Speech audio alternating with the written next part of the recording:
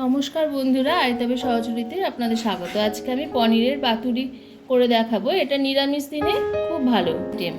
মশলার জন্য সর্ষে পোস্ত বেটে রেখেছি কিছুটা করে, আর কিছুটা কাঁচা লঙ্কা দিয়ে দিয়েছি। পনিরের মধ্যে বেশ খানিকটা নারকেল কোড়া দিয়ে দিলাম। এবার সর্ষে পোস্ত বাটা যেটা ছিল সেটা দিয়ে দিলাম। এর মধ্যে স্বাদ মতো নুন দিয়ে দিচ্ছি, কিছুটা সর্ষের তেল দিয়ে দিচ্ছি। এবার এটা ভালো করে মাখিয়ে নেব। কলা পাতাগুলোয় কিছুটা তেল দিয়ে দিচ্ছি, সর্ষের তেল।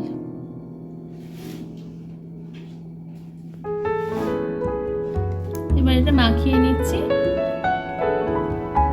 পনিরগুলো মশলা মাখিয়ে বেশ কিছুক্ষণ 10 মিনিট মতো রেখে দিয়েছিলাম। এবার এগুলো একে একে কলার পাতায় মুড়ে নেব। এর উপর একটা লঙ্কা দিয়ে দিলাম। এবার এভাবে মুড়ে নেব।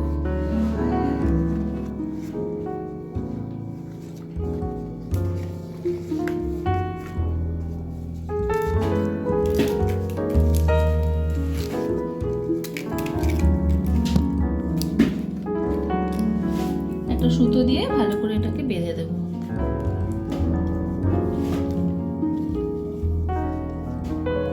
এইভাবে প্রত্যেকটা পাতুরি আমি তৈরি করে নিচ্ছি। সব পাতুরিগুলো কলাই পাতায় মোড়ানো হয়ে গেছে। এবার আমি এগুলোকে কড়াইয়ে দেব। কড়াইয়ে অল্প একটু তেল দিয়ে ব্রাশ করে নিয়েছি। এবার একে একে এগুলো পাতুরিগুলো দিয়ে দিচ্ছি। আঁচ কমিয়ে এভাবে রেখে দেব। এগুলো দু পিঠ করে ভাজতে প্রায় 10 মিনিট মতো হয়তো লাগবে। কড়াইয়ে এগুলো এপিট ওপিট করে 10 মিনিট ধরে সেঁকে নিয়েছি। এগুলো তৈরি হয়ে গেছে, একে একে তুলে নিচ্ছি। তৈরি হয়ে গেল পনির পাতুরি, নিরামিষ দিনের সুস্বাদু একটা খাবার। আপনারা ভালো থাকবেন। নমস্কার।